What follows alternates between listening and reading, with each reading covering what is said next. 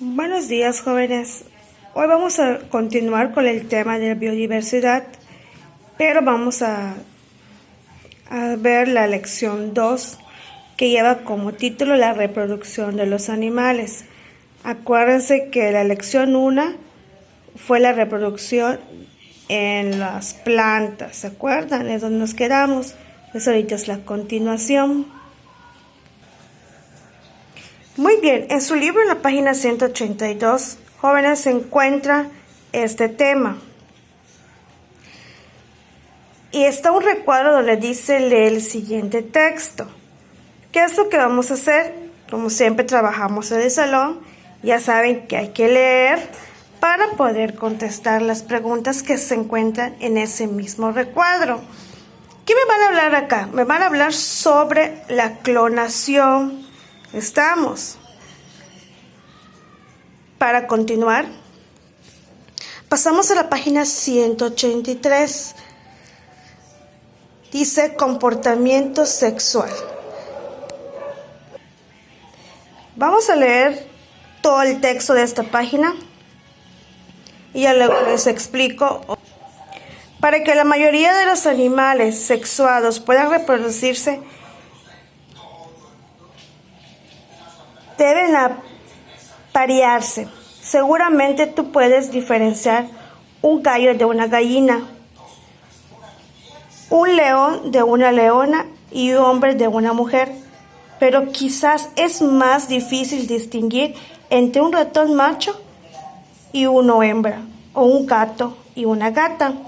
Al conjunto de características físicas que distinguen a machos y hembras adultos de la misma especie se le llama dimorfismo sexual. Vamos a subrayar eso, jóvenes, donde dice al conjunto de características hasta donde dice dimorfismo sexual. Continuamos. El dimorfismo sexual es una adaptación asociada a la reproducción. Por ejemplo, el ciervo macho es más grande y fuerte que la hembra, lo que le permite alejar a otros machos y así ser el que se aparee, pasando sus características a la descendencia. En algunas especies de aves, las hembras escogen a los machos que tienen la habilidad para fabricar los mejores nidos, lo cual da mayor protección a los huevos y a los polluelos. Al conjunto de estos comportamientos de los animales destinados a atraer a individuos del sexo opuesto se le llama cortejo. Esto igual, jóvenes, vamos a subrayarlo. Desde donde empieza este párrafo, al conjunto de esos comportamientos hasta donde dice se le llama cortejo. Y varía según la especie. Por ejemplo, el macho de la araña pavo real exhibe su colorido abdomen y realiza movimientos frente a la hembra. En la mayoría de los animales el cortejo es precedido por un periodo de estro o celo. Los animales manifiestan este periodo de distintas maneras. Por ejemplo, las lobas dejan rastros de orina que los machos huelen y siguen hasta encontrarlas. En muchas especies el periodo de celo y reproducción está relacionado con las épocas del año en las que hay más alimentos o las condiciones climáticas son las adecuadas para el desarrollo de las crías. Como ejemplo, el oso polar se aparea en primavera, pero los óvulos fertilizados se desarrollan hasta que las hembras pesan aproximadamente 180 kilogramos. Los osesnos nacen en diciembre o enero y son amamantados hasta que salen de la madriguera en la primavera.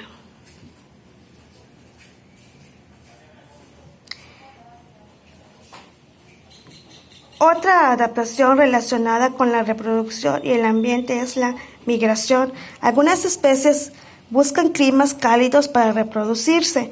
Durante el verano, la ballena jorobada habita en los mares de los polos y en invierno se desplaza a mares más cálidos, por ejemplo, las costas de Baja California Sur, para aparearse y tener a sus crías.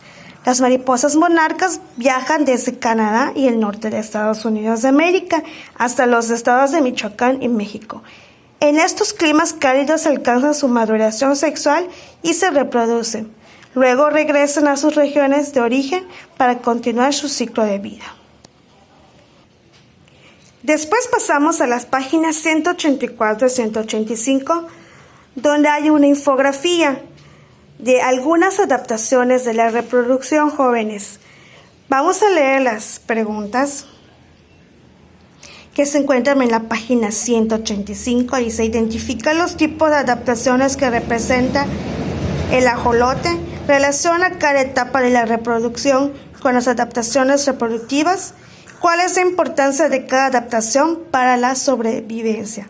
Muy bien, ya lo sabemos, ya lo hemos trabajado en el salón de clases, tenemos que observarlo, las imágenes, leer los pequeños parrafitos que tiene cada imagen y para continuar contestando las preguntas que ya les leí.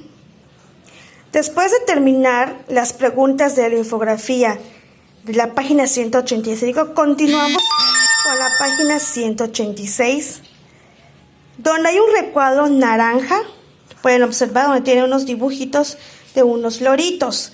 Dice, analiza y comprueba. Dice, en equipos, obviamente no lo vamos a hacer en equipo, lo vamos a hacer individual. Selecciona una pareja de aves, macho y hembra, de tu comunidad. Puede ser canarios, periquitos, palomas, gallos, gallinas, guajolotes, etc. También puede ver aves en fotografías, videos o documentales. Y está el inciso A, inciso B. Y se observen sus características físicas y comportamiento, coloración, tamaño, cantos, se exponen su plumaje, etc. Y clasifiquen las características en las propias de los machos y las propias de las hembras. Analicen el comportamiento de las aves para atraer a la pareja durante el apareamiento. El punto 2. Respondan de acuerdo con el video. ¿Qué características del macho crees que son valoradas por la hembra durante el cortejo? ¿En qué beneficia a la especie que la hembra elija estas características? ¿En qué beneficia la especie que la hembra elija esas características? ¿Creen que el dimorfismo sexual es una adaptación? ¿Por qué? Luego dice, compare sus diferencias, ¿no?, entre las características sexuales secundarias en el hombre y mujer son un ejemplo de dimorfismo sexual. ¿Cómo se relaciona con la reproducción? Los seres humanos también realizan el cortejo. ¿Quién lo hace, el hombre, la mujer o ambos? Muy bien, todas esas preguntas las pueden resolver viendo un video en internet, documental, como ustedes gusten, y responden las preguntas que ya les leí.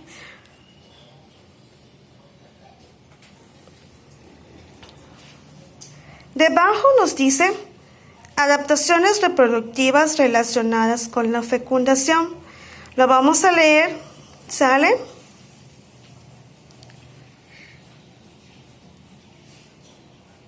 Después pasamos a la página 187 de su libro. Igual hay más texto. Vamos a leerlo juntos. Dice, en cuanto al medio en el que se desarrolla el huevo o cigoto, el de los anfibios se desarrolla en el agua o cerca de ella, pues sus huevecillos y larvas necesitan estar en ese líquido para sobrevivir.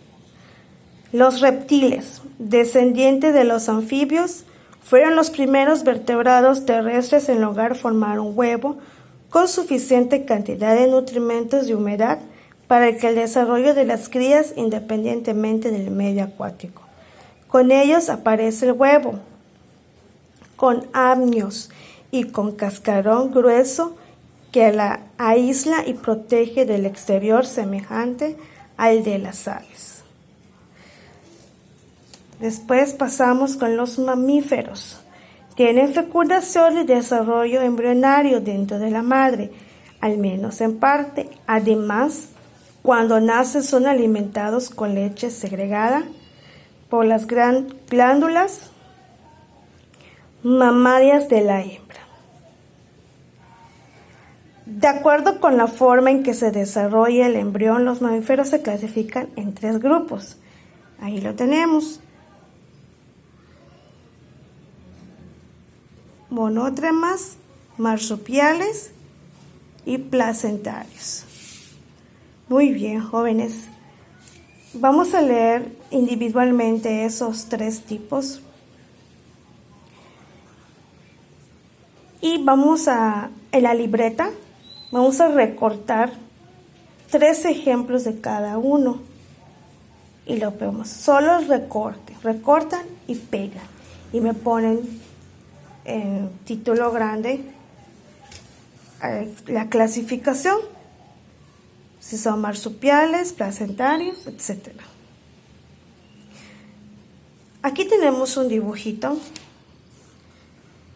dice placenta humana. Nos tiene señalado con las flechas la placenta, donde está el bebé, donde se encuentra el cordón umbilical, ya lo vieron. Y en otro donde está la salida y la entrada de donde se alimenta el bebé. Nos tiene señalado.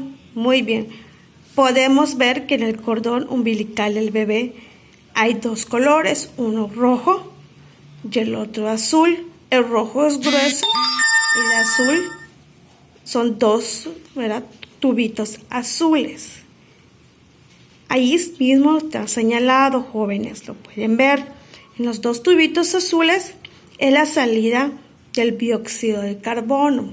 Ya había hablado de eso, ya había hablado con ustedes sobre eso.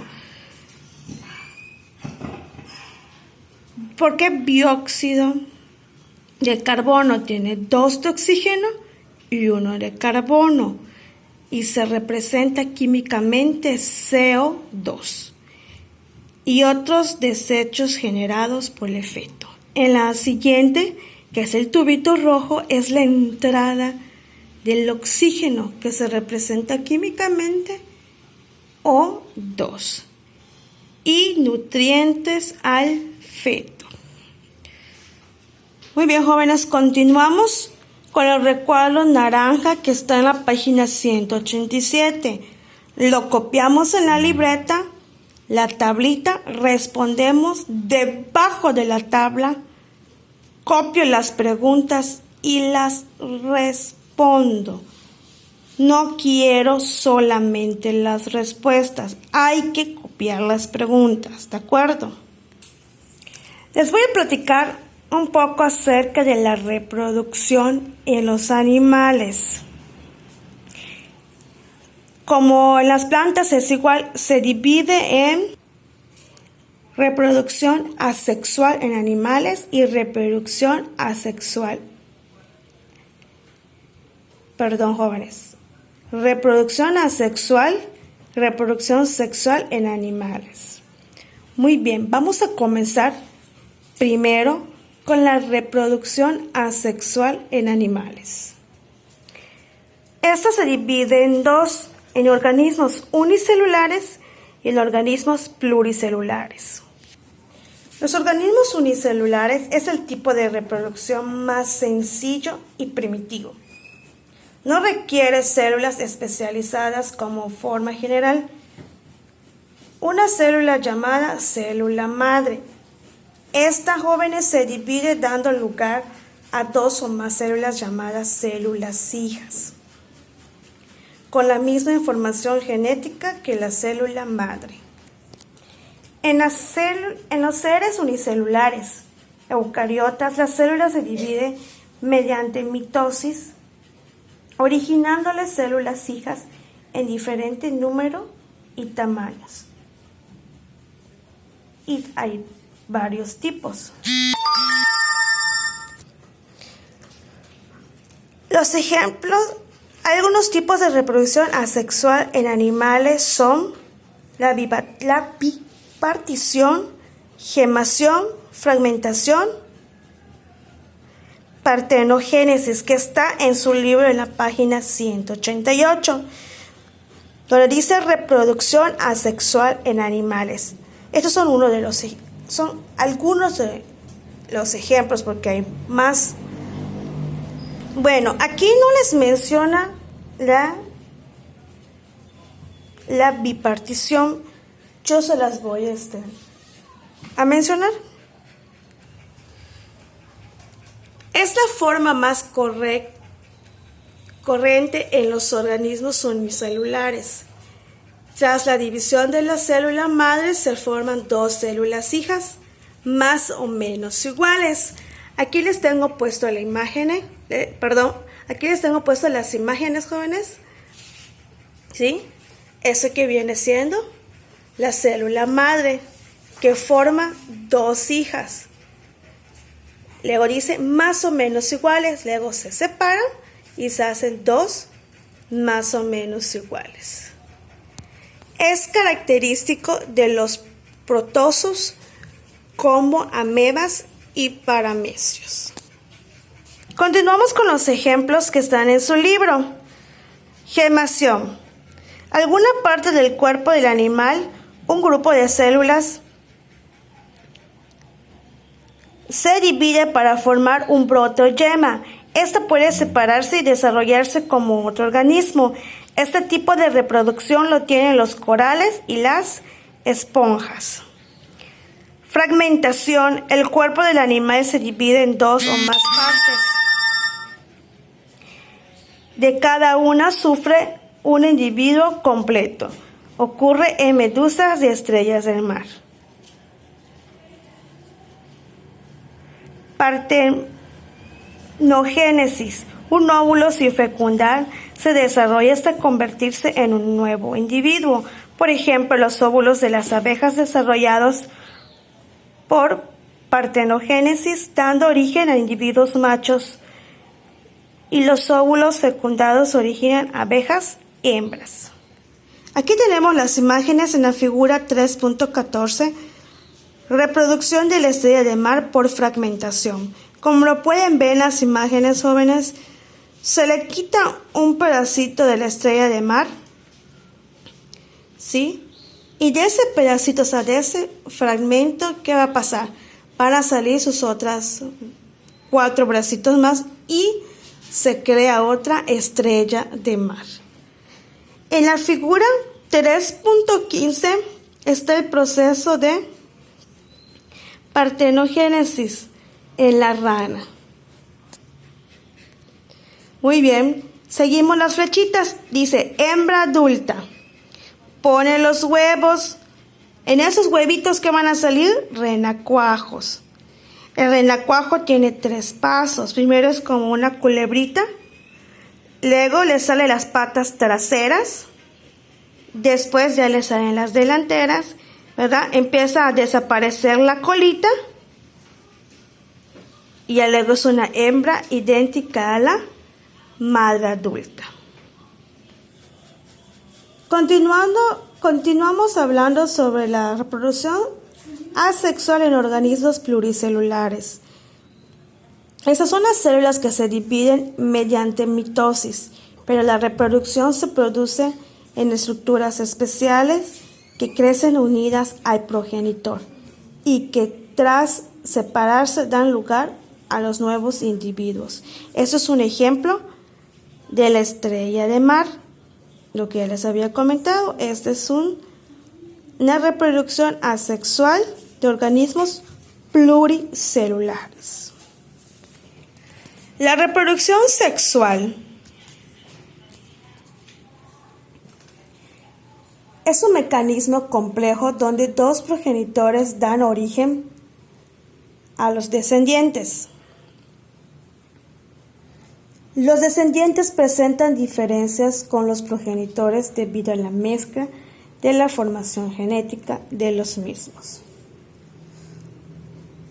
tiene sus ventajas y desventajas. Voy a comenzar primero en platicarles sobre las ventajas. Es que originan con características variables con distinta capacidad de adaptación al entorno, lo que aumenta las posibilidades de supervivencia de la especie en caso de cambios medioambientales.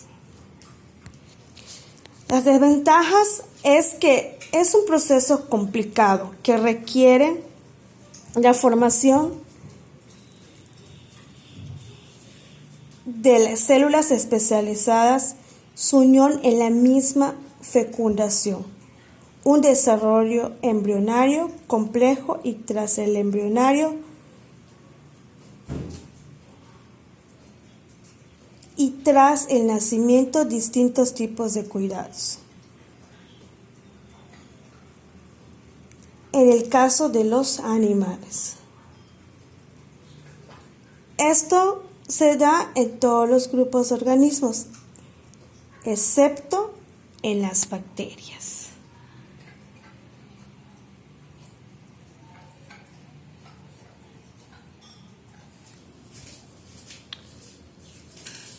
Las características generales de la reproducción sexual es en la que intervienen células especializadas llamadas gametos, que se forman en órganos especiales denominados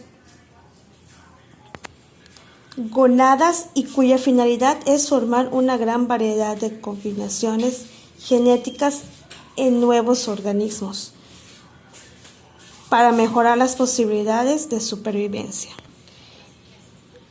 El proceso clave de la reproducción sexual es la meiosis, un tipo especial de división que conduce a una célula normal con número determinado de cromosomas diploide a otras con la mitad de los mismos haploide, a la vez que se generan múltiples combinaciones de genes y de organismos.